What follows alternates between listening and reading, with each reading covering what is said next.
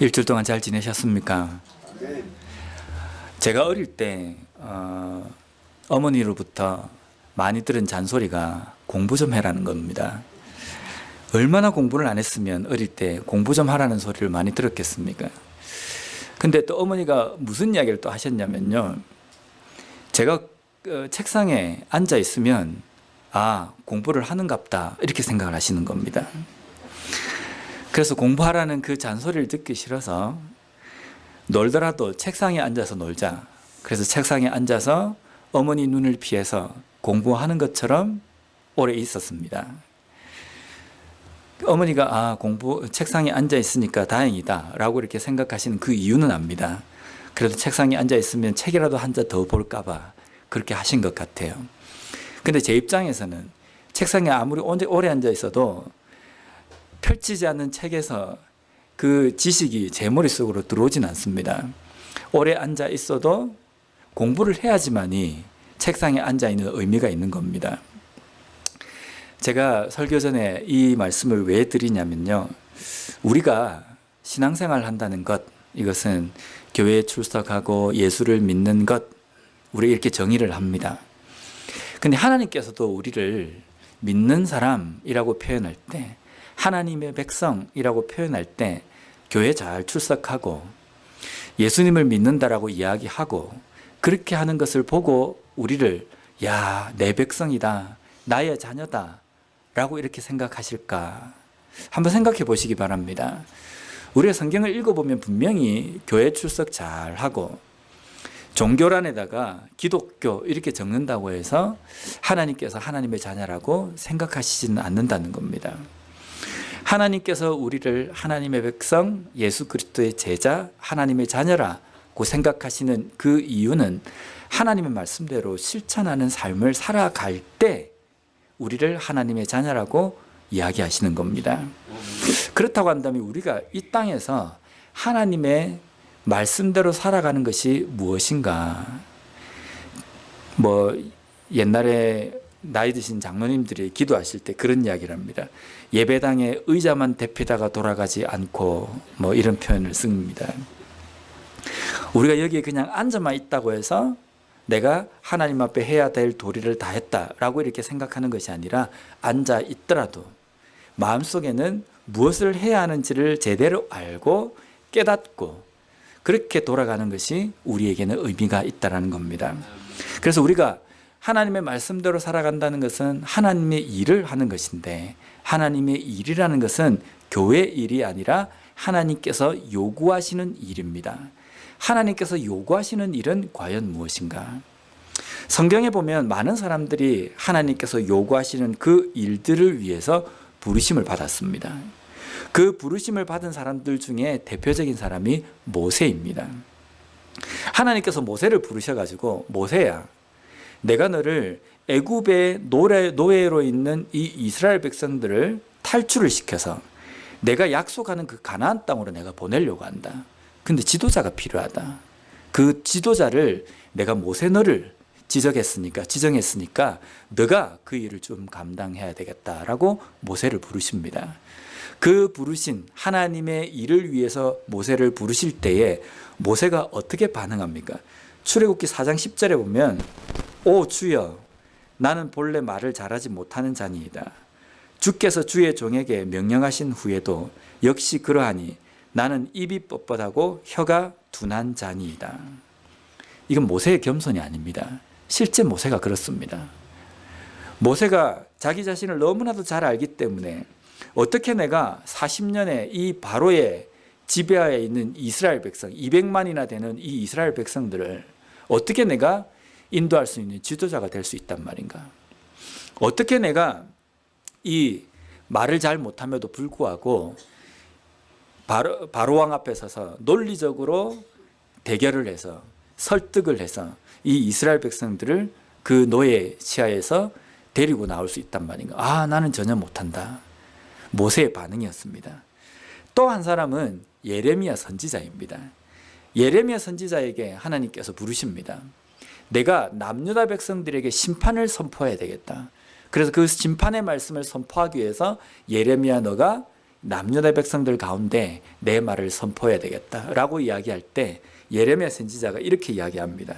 슬프도소이다. 주 여호와여 보소서 나는 아이라 말할 줄을 알지 못하나이다. 하나님의 사명은 중요합니다. 너무나도 중요합니다. 너무나도 중요하기 때문에 하나님의 사명에 내가 부름을 받았다라고 생각할 때에는 두렵습니다. 너무나도 두렵기 때문에 내가 어떻게 이 거룩한 하나님의 일을 할 수 있을까? 내가 어떻게 사용될 수 있을까라는 생각에 두렵고 망설여집니다. 할 수 있으면 어떻게 하면 이걸 내가 안 할 수 있을까? 이런 생각이 들 때도 있습니다. 그런데 성경에 보면 모세나 예레미야에게 하나님께서 부르시고 그들이 두려워하고 그들이 어떻게 하면 이걸 안 할 수 있을까 이렇게 생각할 때 하나님께서 이들에게 주신 말씀은 뭐냐면 가서 너희들의 할 일을 하고 너희들의 말을 하는 것이 아니라 내 말을 해야 된다. 내가 무슨 말을 해야 될지도 내가 넣어줄 것이고 내가 어떻게 행할지도 내가 이야기해 줄 테니까 그대로 너는 가서 하기만 하면 된다라는 겁니다. 즉 하나님의 일은 내가 하는 것 같지만 나를 통해서 하나님께서 하시는 겁니다. 근데 문제는 그 하나님께서 하시고자 원하시는 그 부름에 우리가 대답을 하고 있지 않기 때문입니다. 그냥 내가 이 자리에만 앉아 있으면 된다라는 아니란 생각 때문에 하나님의 일이 무엇인지 하나님의 일을 어떻게 하는 것인지 우리가 잘 생각하지 못하고 있다는 겁니다. 오늘 본문 에스겔 이 말씀을 통해서 우리를 부르시는 하나님의 그 의도는 무엇인지, 하나님께서 우리에게 보내시는 그곳은 어디인지, 그곳에 가서 우리가 무엇을 해야 하는지 그것을 깨닫는 이 시간이 되었으면 좋겠습니다. 에스겔은 남유다가 바벨론에 의해서 침공을 당하고 4차례 동안에 바벨론으로 남유다 백성들을 끌어갑니다. 포로로 데려갑니다. 4번 동안이나. 그럴 때 두 번째에 바벨론으로 끌려간 포로 중에 있었던 사람입니다. 이때 두 번째 끌려갈 때에 이스라엘의 왕이었던 여호야긴이라는 이 왕이 끌려갑니다. 그때 끌려갈 때 함께 끌려간 포로 중에 있었던 에스겔이었습니다. 당시에 남유다의 위치가 어떻냐면요, 바벨론이 그 남유다에 있는 왕과 또 포로들을 끌어갑니다. 그리고 그 예루살렘을 중심으로 해서 남유다의 그 영토들을 쪼개버립니다. 쭉 쪼개가지고 조그만 위치만 딱 남겨놓고 거기에 시드기야라는 왕을 거기에다가 세워둡니다. 말이 왕이지 왕이 아니라 그 지역을 다스리는 시장 정도 이렇게밖에 되지 않는 겁니다. 하지만 남유다 백성들이 생각할 때 아직까지 우리나라 영토가 남아있고 아직까지 거기에 예루살렘이 건재해 있고 거기에는 왕이 존재하고 있기 때문에 우리에게는 아직까지 희망이 있다라고 이렇게 생각하고 있었습니다. 바벨론의 2차 포로로 이렇게 끌려갈 때에 대부분 끌려갔던 사람들이 어떤 사람이냐면요, 엘리트였습니다. 남유다에서 좀 많이 배우고 또 똑똑한 사람, 관리직에 있었던 사람, 그런 사람들을 바벨론으로 끌어갔습니다. 그러면 남유다 예루살렘에 남아있던 사람들은 누구입니까? 다 보면 어떤 귀족이라고 이야기는 하지만 돈이 있어서 귀족이지 실제 머리나 지식적이나 아니면 나라를 사랑하는 이 마음은 전혀 없는 겁니다. 그래서 시드기야 왕을 중심으로 해서 주변에 있던 여러 정치하는 사람들은 어떤 사람들이냐면 어떻게 하면 이 나라를 다시금 회복시킬 것인가, 이 고민을 하는 사람이 아니라 어떻게 하면 우리가 좀 돈을 더 많이 착복할 것인가, 어떻게 하면 우리의 이 권력을 유지할 수 있을 것인가, 여기에 혈안이 되어 있는 사람들이었습니다. 그러니까 남유다에 남아있는 백성들의 상황도 뚜껑을 열어서 들여다보면요, 그냥 기가 찰 상황입니다. 그리고 대부분의 똑똑하고 또 정치를 했던 그런 사람들은 다 바벨론으로 끌려가 있는 상황입니다. 이런 가운데에 남유다 백성들의 마음속에는 어떤 생각이 있냐면 드디어 우리나라는 회복될 수 있을 것이다, 이런 희망이 있었습니다. 근데 이것은 하나님께서 말씀하신 희망이 아니었습니다. 하나님께서는 예레미야 선지자를 통해서 남유다 백성들에게 뭐라고 이야기하셨냐면 이것이 시작에 불과하다. 이제부터 이 예루살렘으로 중심으로 해서 모든 남유다의 영토는 처참하게 짓밟히게 될 것이다. 그래서 너희들은 바벨론에게 항복하고 다시금 하나님의 말씀에 돌아올 것을 너희들이 생각해야 한다 라는 것이 예레미야 선지자를 통해서 선포하신 말씀이었습니다. 그런데 남유다 백성들은 예레미야 선지자가 선포할 때도 듣지 않고 그들의 눈으로 바벨론이 침공해서 예루살렘을 흔드는 그 모습을 보았음에도 불구하고 포로로 끌려가는 백성들을 보았음에도 불구하고 전혀 마음에 미동도 없었습니다. 미동도 없고 시드기야를 중심으로 해 있는 주변에 있는 관리들이 무슨 유언비어를 퍼뜨리냐면요. 다윗 왕조를 통해서 이 왕조를 끝까지 유지시키고 메시아를 보내겠다라고 이야기하신 그 약속을 마지막 완성시키는 것이 바로 시드기야 당신입니다 라고 이렇게 이야기하는 겁니다. 시드기야 당신을 통해서 하나님께서 다윗 왕조에 약속하신 그 왕국을 다시금 회복시키겠다는 그 약속을 당신을 통해서 하나님께서 이루실 것입니다. 이건 유언비어입니다. 하나님께서 그 말씀을 하시지 않으셨습니다. 시드기야를 통해서 오히려 말씀하신 것은 처참하게 죽게 될 것이다 라는 것이었습니다. 그리고 또 한 가지 거짓 선지자들의 거짓 예언이었습니다. 거짓 선지자들이 말하는 예언들은 무엇이었냐면요. 다시금 하나님께서 이 땅을 회복시키실 것이다. 하나님의 백성을 다시금 회복시키셔서 바벨론으로부터 다시금 남유다로 돌아가게 해 주실 것이다 라고 거짓 예언을 한 겁니다.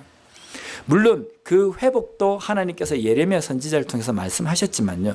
지금 현재 남유다 백성들에게 일어날 일들은 앞으로 더 처참하게 예루살렘이 함락될 것이었습니다. 그것을 대비해야 합니다. 그것을 대비하는 것은 한 가지였습니다. 하나님의 말씀으로 다시금 돌아가는 것이고 회개하는 것이었습니다. 근데 남유다 백성들은 정신을 차리지 못했습니다. 정신을 차리지 못하고 하나님께서 다시금 우리를 회복시키실 것이다 라는 겁니다. 그러한 가운데 하나님께서는 에스겔을 선택해서 선지자로 세우십니다. 에스겔은 지금 어디에 있냐면요. 바벨론의 포로로 있는 상황입니다. 바벨론의 포로로 있는 상황 가운데 하나님께서 에스겔을 선지자로 부르십니다. 왜 부르시냐면 에스겔에게 명령하신 것은 뭐냐면 지금 바벨론의 포로로 있는 남유다 백성들에게 좀 선포해야 된다. 정신을 차리라고 하라. 정신을 차리라고 하라는 게 뭐냐면 지금 당장 하나님께서 회복시키실 것이다. 이 헛된 것만 붙들지 말고 앞으로 어떻게 처참하게 남유다가 무너질 것이며 바벨론의 포로로 있는 이 백성들이 무엇을 깨달아야 하는지를 좀 선포해라 라고 해서 에스겔을 부르시는 겁니다. 그래서 3장 6절과 7절 말씀에 보면요. 너를 언어가 다르거나 말이 어려워 내가 그들의 말을 알아듣지 못할 나라들에게 보내는 것이 아니니라. 내가 너를 그들에게 보냈다면 그들은 정녕 내 말을 들었으리라. 그러나 이스라엘 족속은 이마가 굳고 마음이 굳어 내 말을 듣고자 아니하리니 이는 내 말을 듣고자 아니함이니라. 해석을 하면 뭐냐면요. 에스겔아, 내가 지금 너를 선지자로 보내는데 선지자로 보내는 그 사람들은 어떤 사람이냐면 너 말을 못 알아듣는 사람이 아니다. 같은 언어를 쓰고 같은 민족인 그 민족들에게 보낸다. 만약에 언어가 다른 사람들에게 만약에 너를 선지자로 보냈다고 한다면 언어가 다른 그 사람들은 에스겔 선지자 너의 말을 잘 들었을 것이다. 오히려 잘 들었을 것이다. 말이 안 통함에도 불구하고 그들이 오히려 에스겔 선지자의 말을 듣고 돌이킬 것이다.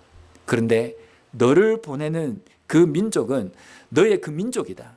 언어가 같고 문화가 같은 그 민족인데 그 민족들은 하나님의 표현을 쓰면요. 이마가 굳고 마음이 굳어서 너의 말을 절대로 듣지 않을 것이다. 너의 말을 듣지 않는다는 것은 나 여호와의 말을 듣지 않는 것이다. 하나님께서 이를 말씀하십니다. 오늘 우리의 시대와 같지 않습니까? 오늘 우리의 시대는 어떤 시대입니까? 남유다 백성들과 똑같습니다. 남유다 백성들은 지금 하나님께서 예레미야 선지자를 통해서 하나님의 말씀대로 살지 않는 백성들에게 내리실 심판을 선포할 때는요, 눈 하나 깜짝하지 않았습니다. 근데 그것이 현실이 되어서 어려우니까 그 다음부터 그들이 하나님의 말씀으로 돌아가자라고 해서 붙든 말씀이 뭔지 아십니까? 회복, 은혜, 복입니다. 회복, 은혜, 복 하나님께서 약속하신 건 맞습니다. 근데 그 이전에 무엇입니까? 회개입니다. 하나님의 말씀대로 돌이키고 회개가 있는 삶 가운데 하나님께서 회복을 주시고 복을 주시는데, 남유다 백성들이 콱 붙잡고 하나님의 말씀을 갈구하는 것이 무엇이냐면 복인 겁니다. 자신들이 잘못이 어디에 있는지, 어떤 잘못된 삶을 살고 있는지 거기에 대해서는 관심이 없다는 겁니다. 오늘날 우리의 시대가 그렇습니다. 하나님의 말씀에 대해서 심판, 죄, 회개 이런 것들을 선포할 때는 귀를 탁 막고 듣지 않습니다. 나와는 상관이 없는 말이다 라고 생각합니다. 나같이 이렇게 잘 믿는 사람에게 하나님께서 왜 회개하라고 이야기하시느냐 이렇게 생각합니다. 그러면서 우리가 하나님의 말씀을 붙들 때 어떤 말씀을 붙듭니까? 나에게 복을 주시고 나에게 회복을 주시고 나에게 형통함을 주신다는 그 말씀만을 우리가 붙듭니다. 남유다 백성들이 똑같이 그랬다는 겁니다. 그런 시대 가운데 하나님께서 에스겔을 부르시며 오늘 1절 말씀에 이렇게 말씀하십니다. 그가 내게 이르시되 인자야 내 발로 일어서라 내가 내게 말하리라 하시며, 이제 이 시대에 하나님의 백성들에게 하나님의 일을 맡기시기 위해서 우리를 부르시고 우리를 이제 보내시려고 합니다. 그럴 때 우리에게 하나님께서 이야기하실 겁니다. 인자야 너의 발로 일어서라. 여기에 나와 있는 인자라는 이 의미는요, 히브리어로 벤 아담이라는 뜻입니다. 벤 아담이라는 것은 흙으로 만들어진 사람이라는 뜻입니다. 사람의 아들이라는 이 뜻입니다. 하나님께서 왜 에스겔에게 이 인자라는 표현을 썼냐면요, 에스겔서에 이 인자라는 이 말이 93번이나 등장합니다. 다른 선지자를 부르실 때는 인자라는 표현을 잘 안 쓰셨습니다. 예수님께서 자신을 표현할 때 인자라는 표현을 쓰셨지 구약 성경에 에스겔서만큼 이렇게 자주 쓰여 있는 곳이 없습니다. 하나님께서는 지금 에스겔에게 인자야 인자야 라고 표현하는 것은 무엇이냐면요, 지금 너가 해야 할 일은 나의 일인데 내 일을 해야 되는 너 자신은 어떤 존재냐면 흙과 같이 연약한 존재이다. 인간의 아들과 똑같다. 또 한편으로는 내가 너를 부르는 너는 패역한 남유다 백성들과 똑같은 상황에 있는 삶이다. 또 바벨론의 포로로 잡혀있는 포로 중에 한 사람이다 라는 겁니다. 에스겔을 부르실 때 인자라고 이렇게 표현하는 것은 너가 해야 할 일은 위대하지만 해야 할 너 자신은 지극히 연약한 존재라는 것을 너는 알아야 된다라고 말씀하시는 겁니다. 오늘 우리에게도 말씀하십니다. 내가 너에게 일을 맡기겠다. 근데 일을 해야 될 너 자신은 인자인 것을 너는 잊어서는 안 된다라는 겁니다. 우리가 좀 하나님의 일을 좀 한다 그러면 그때부터 어떻게 됩니까?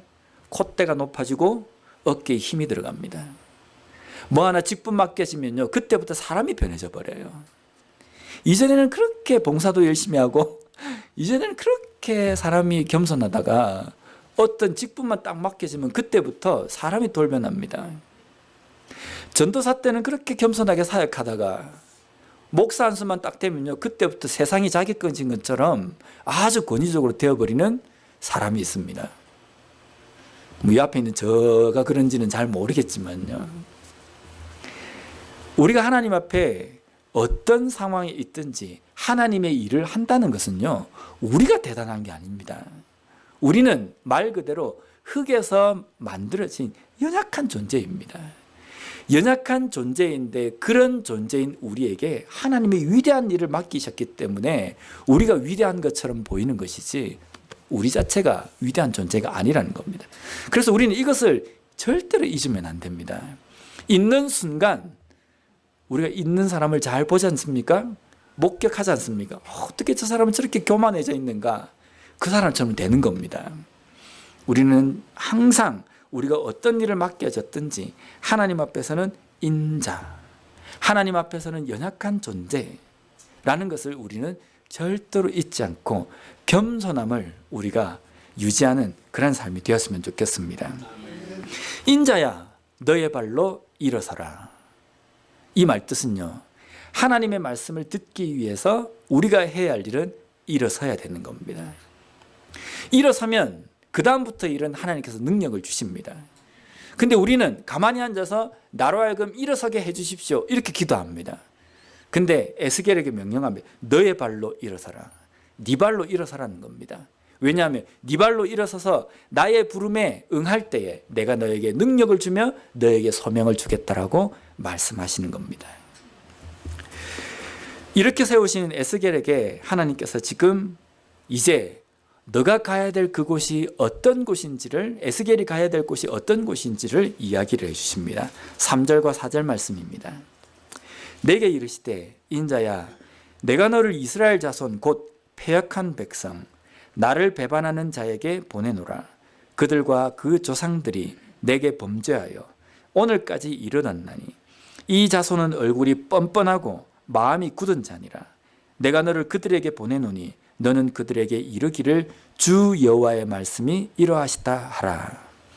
지금 에스겔이 가는 이곳은요, 오늘 말씀에 보면 뻔뻔하고 그리고 패역한 하나님을 배반한 사람들이 있는 그곳으로 보낸다는 겁니다. 우리가 보통 생각할 때 하나님의 일을 한다 그러면, 야, 내가 이제 하나님의 일을 하면 하나님께서 나의 앞길을 순탄 대로를 주실 것이다. 내 일을 하는 것이 아니라 하나님의 일을 하는데 하나님께서 나에게 이런 순탄한 길을 주실 것이다. 이렇게 기대하고 우리가 갑니다. 근데 우리가 착각해서는 안 됩니다. 왜냐하면 내가 하나님의 일을 한다는 명목만 있으면 세상이 홍해가 갈라지듯이 쫙 갈릴 것처럼 생각한데, 예수님을 보십시오. 예수님만큼 이 세상에 하나님의 위대한 일을 감당하시는 분이 어디 있습니까? 근데 예수님이 가는 그 길에 진짜 모세 앞에 홍해가 갈라지듯이 쫙 순탄한 길이 열렸습니까? 온갖 방해하는 요소들이 얼마나 거기에 있었습니까? 힘들고 그냥 가만히 있으면 잘 살 걸, 그 일을 하는 것 때문에 더 힘들고 어려운 일들이 있다는 겁니다. 그것이 하나님의 일을 하는 하나님의 백성들이 가는 길입니다.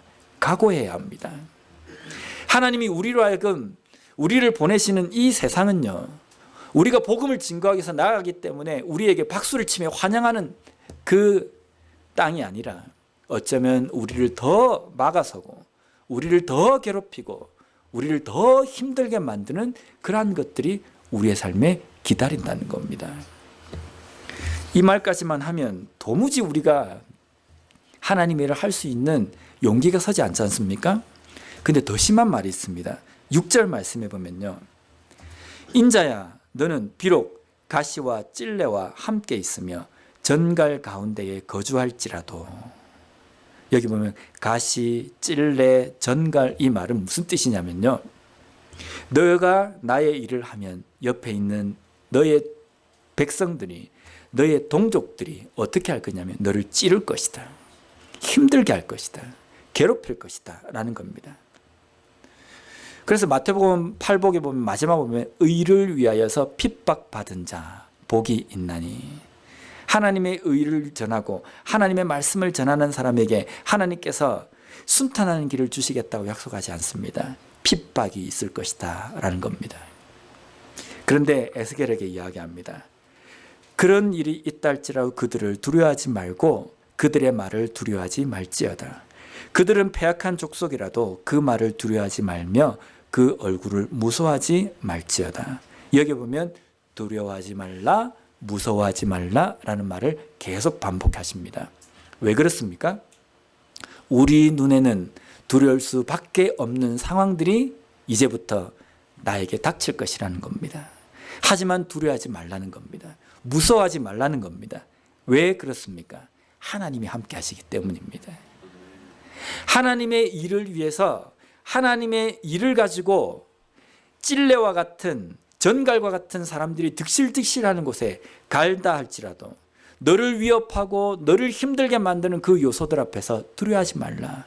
너가 지금 그곳에 서 있는 것은 나의 일 때문에 서 있기 때문에 내가 너와 함께 할 것이다 라는 겁니다. 이것이 하나님께서 우리와 함께 하신다는 약속입니다. 근데 우리가 하나님의 함께 하신다는 그 약속을 붙들 때에 어떤 때 합니까? 내 사업을 막 하는데 내 사업을 하는 돈이 잘 안 벌리는 겁니다.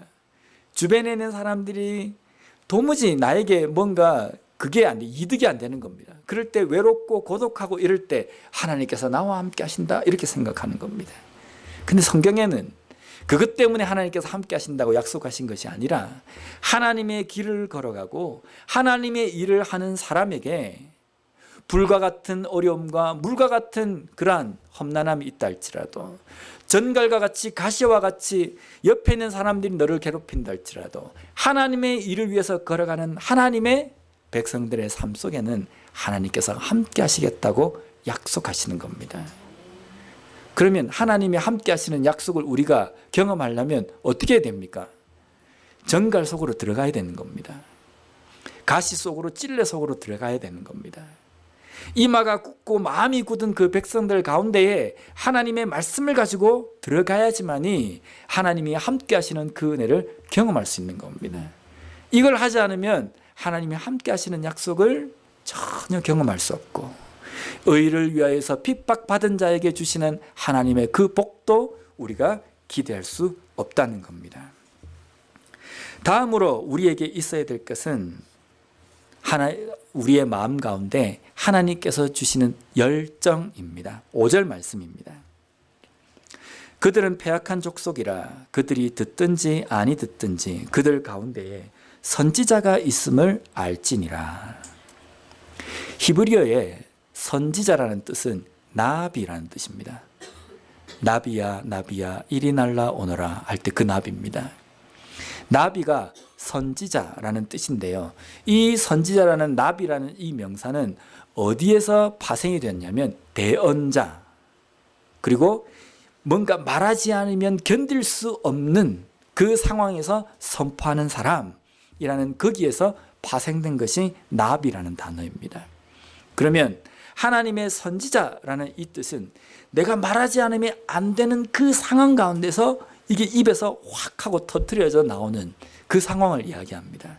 그러면 그 패악한 족속들 가운데에 듣든지 아니 듣든지 그들 가운데 선지자가 있음을 그들에게 알리어라 라는 그 뜻은 뭐냐면 그 패악한 백성 가운데에 에스겔 너가 나의 이 말을 말하지 않으면 안 되는 그 상황 가운데서 정말 열정을 가지고 내 마음을 가지고 선포하라 라는 그 뜻입니다.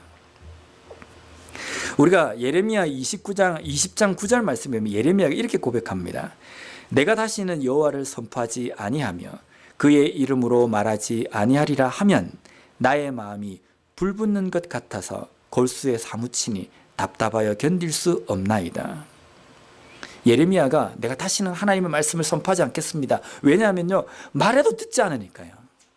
오히려 말하니까 나에게 안 좋은 것만 그리고 예레미야를 때리고 감옥에 가두기도 하고 굶기기도 하고 막 이러니까 이 듣지 않는 이 백성에게 벽창과 같은 이 백성에게 내가 더 이상은 내가 말할 용기도 없고 말하고 싶지도 않습니다. 라고 이 마음을 물을 때에 내 마음이 불붙는 것 같다라고 이야기합니다.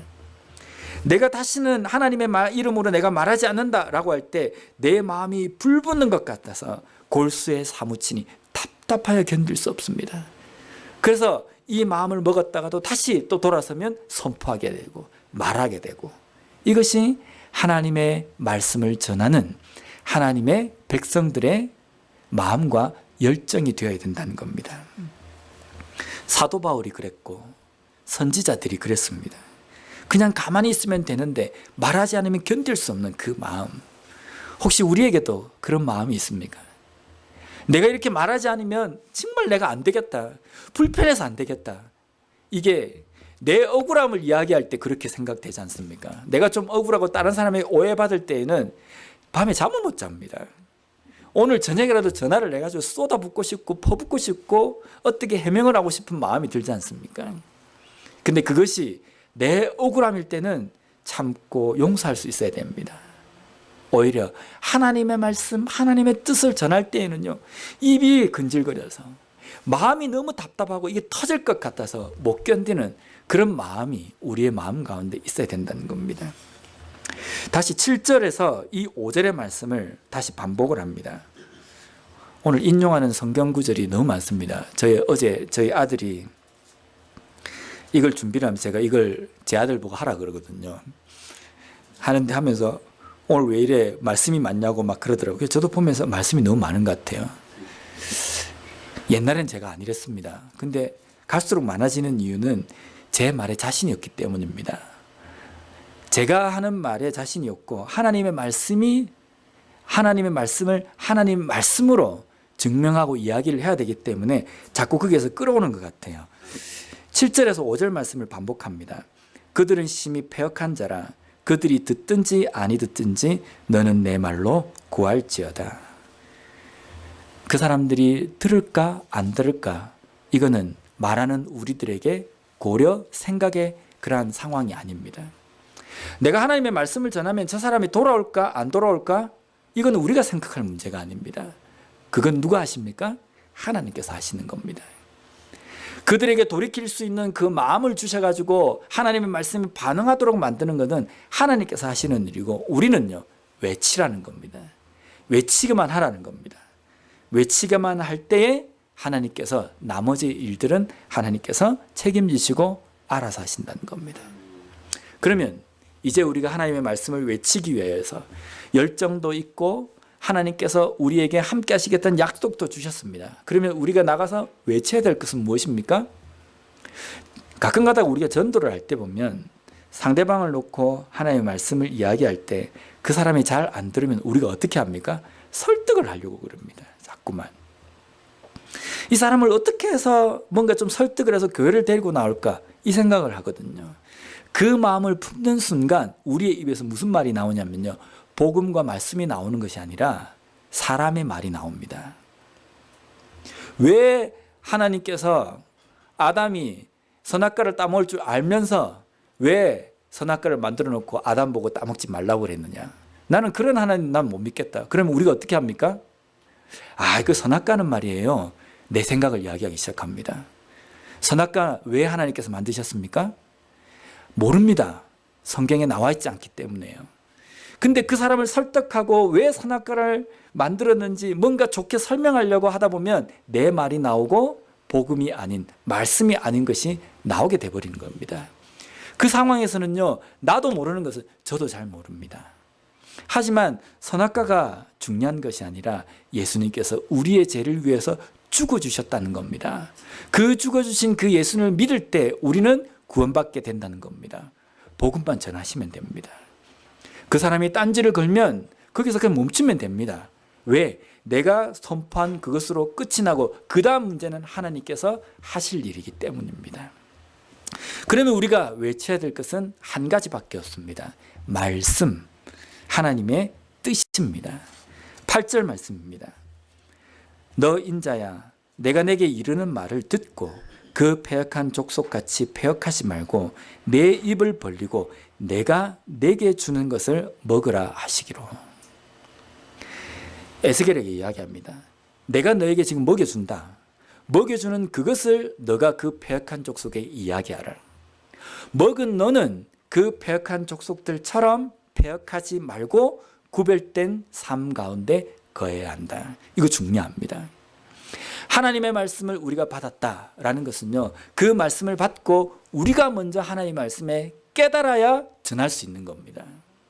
지식으로 머리에만 여기에 남아 있어가지고 그걸 그냥 줄줄줄 로봇처럼 되뇌인다면 그 되뇌는 것에 능력이 없습니다. 그 말씀이 내 마음에서 팍 하고 스파크가 일어나서 내 삶이 변화되고 그 삶이 그 말씀으로 인해서 경험이 있고 열매가 있는 삶이 될 때 그 선포하는 말에 능력이 있다는 겁니다. 오늘 3장 10절과 11절을 좀 더 보면요, 구체적으로 이 이야기에 대해서 이야기하고 있습니다. 또 내게 이르시되 인자야, 내가 내게 이를 모든 말을 너는 마음으로 받으며 귀로 듣고 사로잡힌 내 민족에게로 가서 그들이 듣든지 아니 듣든지 그들에게 구하여 이르기를 주 여호와의 말씀이 이러하시다 하라. 여기 보면 인자야 너는 내 말을 마음으로 받으라 라는 겁니다. 우리가 하나님의 말씀을 들을 때에 귀로만 들으면 이게 내 귀에 듣기 좋은 말이 복음인 것처럼 생각이 들고 좋은 말씀인 것처럼 생각이 듭니다. 아, 설교 참 좋네. 아, 좋은 말이구나. 귀가 즐겁기 때문입니다. 마음으로 들으면 어떻게 되는지 압니까? 불편해져야 되는 겁니다. 아, 저 목사가 왜 저런 이야기를 하지? 지는 잘하나? 왜 자꾸 우리의 잘못을 저렇게 찌르지? 이렇게 생각되고 마음이 뭔가 이게 딱 있을 때는 그게 제대로 들리는 겁니다. 귀로만 잘 들리고 내 삶에 변화가 없는 것은 마음으로 듣지 않기 때문입니다. 우리가 하나님의 말씀을 마음으로 듣는다고 한다면요, 분명히 우리의 삶에서는 찔림이 있어야 됩니다. 왜냐하면 하나님께서는 우리에게 그렇게 살지 못하는 삶을 지적하시고 그렇게 살도록 이야기하시거든요.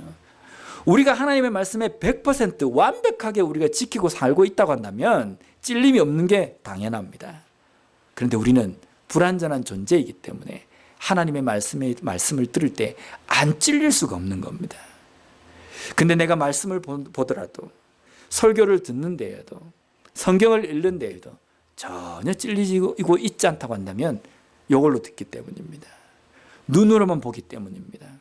마음으로 들을 때에 그 말씀을 제대로 보는 겁니다. 우리에게 하나님의 말씀을 듣고 설교를 많이 듣고 성경 공부를 많이 하지만 우리의 삶에 변화가 없는 것에 대해서 히브리서 4장 2절에는 이렇게 말씀하십니다. 그들과 같이 우리도 복음 전함을 받은 자이나 들은 바 그 말씀이 그들에게 유익하지 못한 것은 듣는 자기 믿음과 결부시키지 아니함이라. 듣기는 듣는데 그것이 내 마음과 합해져서 뭔가 삶에서 어떤 스파크가 일어나지 않고 어떤 힘이 드러나지 않기 때문에 그들이 그 삶에 변화가 없고 복음을 전함을 들었음에도 불구하고 그들의 삶에 전혀 유익이 되지 못하고 있다는 겁니다. 오늘 우리의 삶에 하나님의 말씀은 어떻게 우리의 삶에 다가옵니까? 이것만 눈으로만 이렇게 듣는다고 한다면 정말 그렇습니다. 많이 알고 많이 듣고 많이 보아도 말할 수 없습니다. 전할 수 없습니다. 전해도 능력이 나타나지 않습니다. 왜냐하면 내 마음에 그것이 작용하지 않기 때문입니다.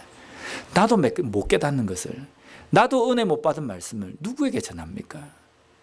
그 전에서 어떤 일이 일어날 것이라고 기대하는 겁니까? 내 마음에 뭔가 움직이고 뭔가 불편해지고 찔리고 하나님께서 말씀하신 것이 내 마음 가운데 딱 들어질 때 그것이 전할 때 다른 사람에게도 힘이 나타나고 능력이 드러나는 겁니다. 우리가 세상 가운데 해야 할 일은 우리의 발로 일어서서 하나님께서 우리에게 주시는 말씀을 선포해야 합니다. 우리가 가야 될 이 세상은 만만한 세상이 아닙니다. 성경도 우리에게 분명히 밝히고 있습니다. 너가 가는 그곳은 가시밭길이고 전갈이 득실득실하며 찔레와 같은 그러한 존재들이 너로 하여금 계속 찌르고 낙심되게 만들 것이다. 하지만 두려워하지 말라. 무서워하지 말라. 두려워하지 말라. 왜냐하면 내가 너와 함께하기 때문이다 라는 겁니다. 그리고 그들 가운데 우리가 외쳐야 될 것은 내가 깨달은 그 말씀, 내 마음을 변화시키고 내 삶을 변화시키는 그 능력의 말씀을 그들에게 전하라고 우리에게 말씀하십니다. 오늘 이 에스겔을 부르신 이 말씀을 통하여서 우리를 보내시는 그 하나님의 음성을 듣는 우리 자신과 교회가 되었으면 좋겠습니다. 기도하겠습니다.